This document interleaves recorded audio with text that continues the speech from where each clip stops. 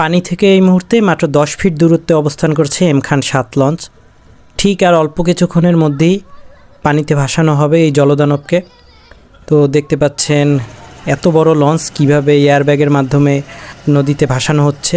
লম্বা একটা সময় লেগেছে আর কি। গত 3 দিন যাবতে নিরলস পরিশ্রম করে যাচ্ছে এখানকার স্টাফরা এবং বিভিন্ন যন্ত্রাংশ এবং এয়ারব্যাগের মাধ্যমে নানাবিধ সমস্যার সম্মুখীন হয়েও তারা কিন্তু এই সমস্যাগুলো সমাধানের মাধ্যমে নদীর একেবারে কিনারায় নিয়ে আসছে। তারা মূলত গতকালকেই পানিতে ভাসানোর কথা ছিল এই লঞ্চটিকে, কিন্তু ডান দিকের হালের একদিকটা মাটিতে আটকে যাওয়ার ফলে এই সমস্যাটি তৈরি হয় এবং এয়ারব্যাগ কিন্তু বসে যায়।